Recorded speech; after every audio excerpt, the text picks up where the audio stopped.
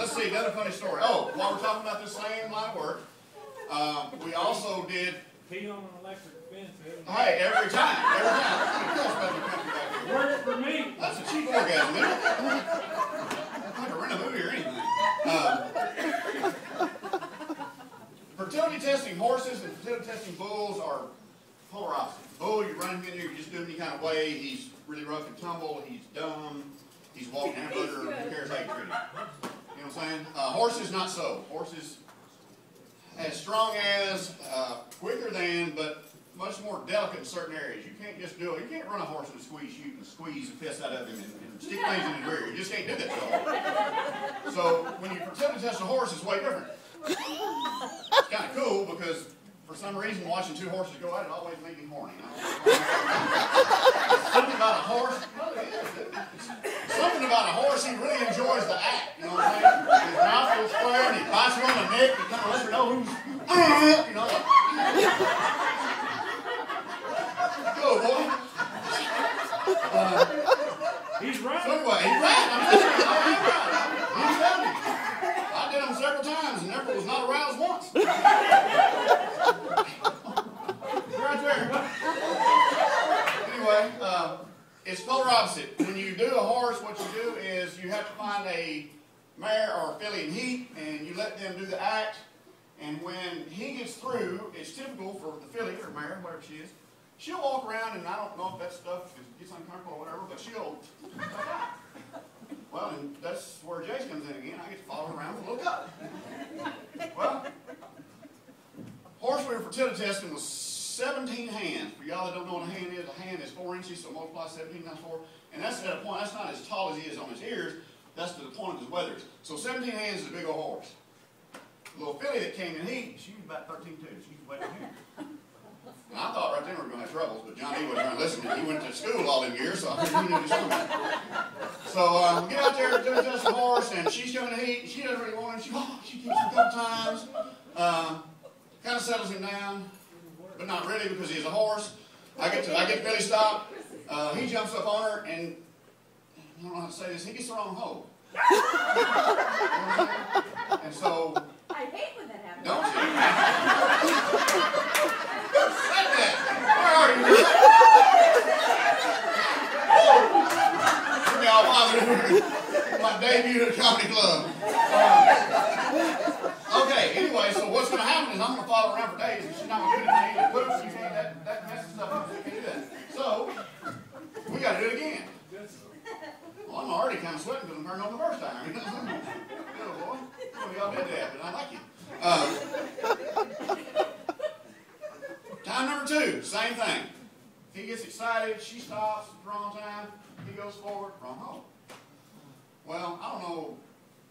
They used to think horses were not smart creatures. Come to find out, horses are very smart creatures. In fact, if you watch what they do, they'll tell you things by their little ear action. You know what I mean?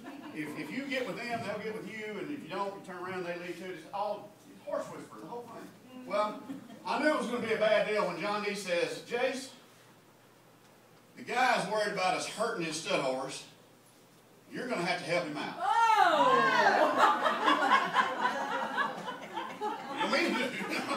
And I knew it was really going to be bad when he broke into long plastic gloves. I'm like, I ain't fixing to jack that horse off, that's what she's talking about. She goes, tell my daddy you fired me, and I don't even care. He goes, no, you just need to help him. I'm like, how to help him? He weighs 2,000 pounds, he's big, he's excited, and she's not trying to hear it anymore. What am I going to do? He said, well, David's going to hold the filly. That was my job. I'm going to hold the stud horse. You're going to guide him in. I'll tell y'all something. That was the most aroused, tiredest, sweatiest I've ever been in my life.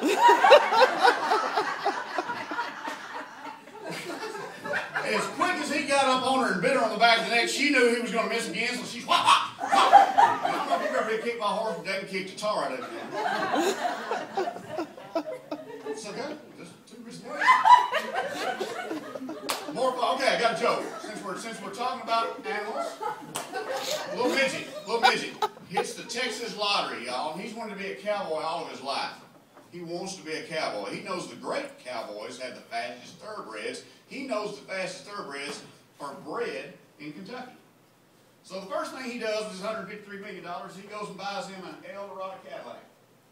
He puts him some of those big steer horns on there. He buys him a 10-gallon hat, a little bitty mini pair of Wranglers, a little cinch shirt. Goes to Flinders, has him starched up, and away he goes to Kentucky. He gets to Louisville, he stops and gets on the phone book, and says, I'm wanting to know who the best breeder in the state of Kentucky is. He says, well, that's easy. He lives right up the road. You're right on the right road. Go up here. First right, hang a right. It's the series of barns on the left. Okay. Forgot to tell you, the midget has a speech impediment. So, he gets in the Eldorado Cadillac, and he drives up the barn. He's never been to a racehorse farm before, so he doesn't know what he's doing. He just jumps out. He gets up there, and of course, the trainer comes out and says, sir, can I help you? And he says, yes, sir. Yes, sir. He says, my name's Lady Boy. I'm here to buy the fastest horse in Kentucky, so I can take him back to Texas, because I'm a cowboy. He said, you are you? He said, what made you come here? He said, well, I opened the phone book and looked you guys up. He said, under what? Fastest horses in Kentucky? No, dummy. I asked somebody. Okay. Well, first off, you're at the wrong barn, sir. This is the breeder's barn. He said, you want to go where the 2-year-old barn is, which is right up the road, and speak to the owner, who I'm sure is quite busy right now. But I'll call him and see if he's available. You do that, sir. Again, the name Leroy, look for the name, you'll be in back. Gets his Eldorado Cat, drives off. Goes up to the next barn where he's been told to go, gets out. Trainer has already called the owner, and the owner says, I'll deal with that. He's probably some kind of pervert. You know, let's get him out of here. Gets up there and he jumps out just like he did the first time. The owner comes out to me and says, hello, sir, my name's Leroy. I just hit the Texas State Lottery. I'm fixing to buy the fastest horses because I am the baddest cowboy in Texas. He said, well, sir, do you have any idea what you're into? Yes, sir, I know a lot about horses. He said, oh, you do? He said, I thought you just said you hit the lottery.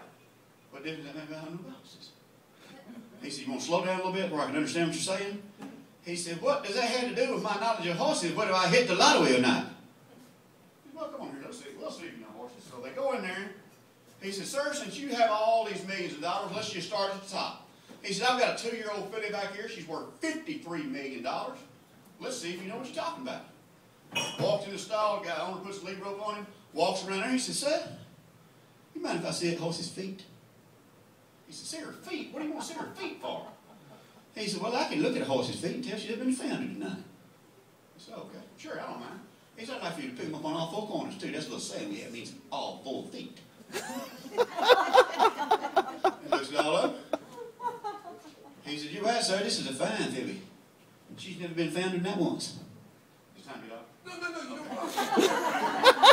don't. He said, sir, you've not lied so far. Let's see if you tell the truth some more. He said, do you mind if I see that filly's teeth?